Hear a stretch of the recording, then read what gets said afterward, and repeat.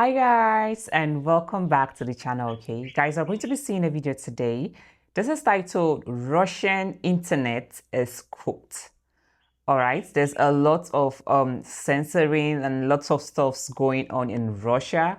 All right, but I really do not know much about it. Okay, so I think this video will actually give us small or little information. All right, so if you're curious to see this video with me, please subscribe, and if you find this video interesting, like, share, and comment. All right, so let's jump in. It feels like recently the country of Russia has been slowly but surely bringing the Iron Curtain back, because they're trying to do everything to cut off Russians from the rest of the world. After already restricting and banning a ton of Western social media in Russia, now the Russian government has also finally decided to take down Telegram and WhatsApp, literally destroying the ability to communicate for tons of people. And on top of all of that, recently in Russia, there have been widespread mobile internet shortages, where supposedly because of the threat of Ukrainian drones, large cities like Moscow and St. Petersburg often have no mobile internet and no service. But even regions of Russia such as Kamchatka, which is the furthest possible distance from the front line, these regions also have issues with mobile internet. And with all the new restrictions and new stupid laws in Russia also trying to push a new state messenger called Max, things are looking pretty bad for internet in Russia. Hey there people, it is your boy Roman, your favorite neighborhood Russian, and in today's video, we'll talk about the Iron Curtain that Russia wishes to separate Russians from the rest of the world with, and discuss why using the internet in Russia has become such a pain in the ass. Now if you guys just want some raw data, in the month of July of 2025, Russia has set a new record of the amount of mobile internet shortages in Russian cities. Here's a graph of all the months of 2025, and in the month of May there's been 69 cases, very nice, of mobile internet going out in Russia. In the month of June, massive increase, 662, and now in July we basically had 2100 cases where mobile internet was dead in Russian cities. Usually on the territory of Russia we have partial internet shutdowns. This is when the internet works in some areas of the city but does not work in others. However, at the end of the month of July, we've gotten information about the turning off of mobile internet in certain localities completely. For example, in Krasnoyarsk Krai, there's been people who have been complaining about the internet being shut off for 5 days in a row, even though sometimes they say that in some parts of the city the network actually comes back. And actually this is happening in pretty much like every region of Russia now. I have friends from Moscow and St. Petersburg who constantly complain that, you know, once again the internet is turned off for the entire day. And this is pretty much happening in every region at this point. For example, recently the region of Nizhny Novgorod has been notoriously hit a lot with these mobile internet shortages. Apparently even mobile service was not available in Nizhny Novgorod at certain points. Here for example, somebody in the region as well saying that she does not have a physical bank card and everything she usually buys, she buys either with cash or using her smartphone using the QR codes. I've been put in a situation that has no escape. Even though you do technically have money, you cannot buy anything with it. So she's basically saying how you can also have issues paying for stuff, which is quite funny because Russians like to pride themselves that, you know, they have better banking and banking apps than Europe, and yet when the time comes to actually pay, you don't have mobile internet in your entire city. That's cool.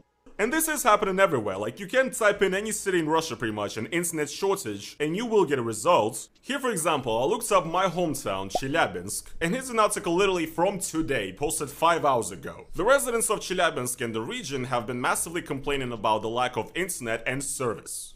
Thursday, 27th of August, the regions of Russia with the most complaints in the last 3 hours have been Moscow, St. Petersburg, Krasnodarsk Krai, Chelyabinsk, and Sverdlovsk regions. And people have complained about having no service, low internet speed, not being able to use any search engines, not being able to use bank apps, messengers, and marketplaces. And here once again is a graph of mobile internet shutdowns for the month of June right here. Essentially right after the Operation Spiderweb, that massive drone attack that Ukraine did on Russia, that is precisely the moment when they decided that Russians no longer need internet.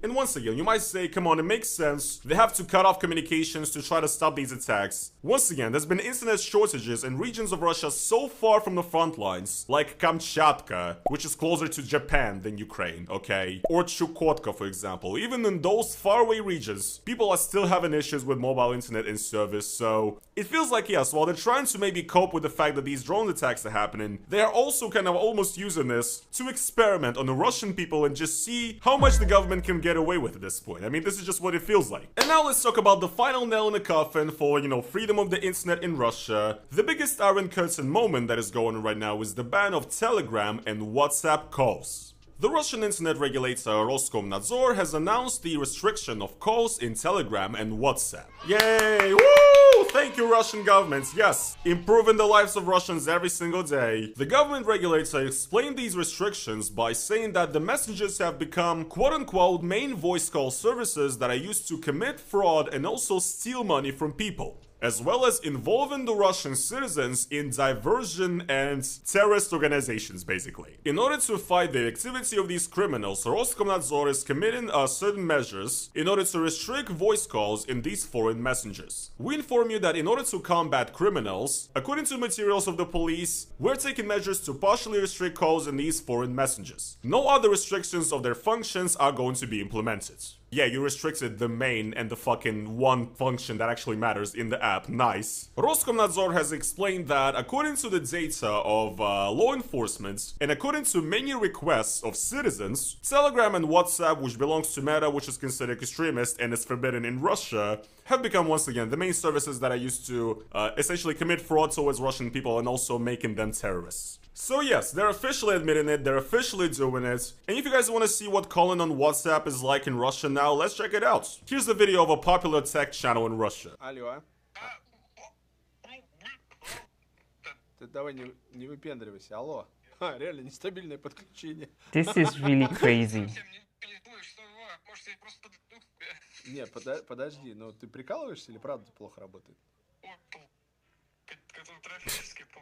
So yeah, that's what calling WhatsApp and Telegram a lot of the time right now is like in Russia. So essentially, yes. Russia is basically trying to right now completely cut off Russians from the rest of the world, it feels like. Because you see, a lot of Russians right now, especially those who left Russia like me, we're having a lot of issues talking to our friends, relatives, and family that is back in Russia. It's nice to live in the 21st century, right? Where you can actually call with a video call and see people that you know. However, if you live in the beautiful country of Russia, that is not the case. I've run into these issues myself when trying to call my parents. Sometimes it does work, but a lot of the time the quality is absolutely terrible. There's like 4 pixels on the screen and the audio basically sounds like it's, you know what I mean? And all this is pretty much happening right now as a part of a bigger censorship campaign in Russia. For example, very recently they passed a new law in which Russia is now going to fine people for quote-unquote searching for extremist materials. Meaning that if you want to search for something that is banned, you will be committing a crime. Or technically, even if you want to Google what's banned, to find out what you're not supposed to Google, you will also be committing a crime. So, very nice. And they've also forbidden advertisement of VPNs. And they introduced actual fines if you want to advertise a VPN. So right now, Russian YouTubers, for example, cannot take any VPN sponsorships or they will be fined by the governments. So all of this is pretty much done to keep Russians in the Russian information bubble. All the Western media already is banned anyway, you cannot read it and access it without a VPN. Now they don't want you searching for stuff, and also, even knowing what a VPN is bad already. But I feel like if before, right, in Russia the main focus was basically to try to restrict Russians from maybe accessing some information and accessing like Western sources, anti-governmental sources and so on. Right now, they're actually trying to not just do that, but also to cut Russians off from the rest of the world, to not let Russian people talk to their like friends and relatives who are abroad, living in other countries, living in Europe or whatever. Because here's the thing, right? Yes, of course, there are some ways around it. Like here, for example, an article in the Russian pro-governmental media, right? Talking about the ban of Telegram and WhatsApp and actually talking about the alternatives to them, which is quite hilarious. Like the Russian media at this point is helping Russian people to avoid the restrictions that the Russian government has imposed on them, I guess. So yeah, here they're promoting a couple of state messengers that Russia has recently created. For example, VK Messenger, Yandex Messenger, once again another one from Russia. And of course the now infamous Messenger Max, which is actually a messenger that is kind of like infamous right now in Russia. The Russian government is trying to force this messenger onto the Russian people essentially. They're paying influencers to create like obnoxious, terrible, bad advertisements for it. And essentially everybody in Russia hates this messenger so bad that like they dropped the app's rating on the Google Play Store to like 1 star. But yeah, these Russian ones you can only basically use if you have a Russian phone number. If you don't have one, you cannot register on them. That's the whole point basically. So if I live in Europe, I cannot really use the Messenger Max to contact my family. And here this Russian pro-governmental media is once again providing some Western alternatives as well, like Google Meet. I actually tried it out, by the way, and it actually works. This is like my my way of getting around this ban, trying to call my family right now. But disadvantages. The Google Corporation does not abide by Russian law, which may cause a future block of the service. FaceTime also actually works as well, another alternative, but also only works for those who have iPhones and Apple products. So yes, there are alternatives and ways of getting around it. It's not a full-on ban that will restrict all communication for Russians with the outside world, right? But it is severely going to restrict the amount of this communication. People always overestimate the amount of like tech literacy of the average person, especially like the average elderly person. I imagine that in Russia right now, there's a lot of people who are having issues like talking to their grandma, their babushka, other members of their family, whatever, simply because that family member is just not really tech savvy, doesn't really know how to use the internet or like, you know, download apps even really, and is not savvy with things like VPNs and so on, right? And yeah, if you just have like some old 85-year-old grandma, you know, she's not going to be good at avoiding these restrictions. Russian babushkas, Eastern European grandmas, they're just used to using WhatsApp, right? And sending you those, you know, cute videos with flowers and kittens or whatever, you know, telling you that, you know, it's it's some kind of religious holiday today or whatever, you know, that's what they know how to do. And when you introduce all this difficult shit, like having to download apps, using VPNs or whatever, these are all scary, crazy words that like an old 85-year-old woman does not want to hear and recognize. You know what I mean? They are exactly achieving what they want here. Essentially now if you want to talk to somebody outside of Russia, there is a bit of a entry level of how tech savvy you have to be to do it. Which in my opinion is fucking insane and like extremely cynical. So let's get this straight. You're telling me that Russia is a country that claims that it cares about like conservative family values and so on, right? About the institute of a strong family and generations coming together to make Russia strong. Okay then, well I can totally see how starting a war and making a ton of people leave Russia, separating families, destroying families is a great move that improves the family institute in Russia, right? And I can also totally see how doing everything to make sure so that people who left Russia can no longer talk to like their relatives and their friends who stayed in Russia, to their family members, their mom, their grandma, that is also apparently an epic win and an epic way to improve family relations in traditional strong-based Russia. Okay guys, I guess. And to me it's pretty obvious why this is being done once again. We're going to a path of complete isolation and they're trying to bring the Iron Curtain back. They do not just want people to not read Western news and like Western media, anti-Putin media, and to not search banned extremist stuff. They also want Russians to not even be able to talk to people who have a different experience. That's fucking insane. And in general, guys, this is just what being in Russia on the internet is like now. For example, just a few months ago, Russia passed a law where they banned advertising on Instagram. Since Instagram is banned in Russia and actually it's considered an extremist website, even though all Russians still use it with a VPN, Russia has recently passed a genius law where if you want to do any advertising or like even self-advertising on Instagram, so promoting your business, promoting what you do, no matter, you know, how big or how small your business is, it's completely forbidden now. You can actually not do it or you will be committing a crime and you will be fined.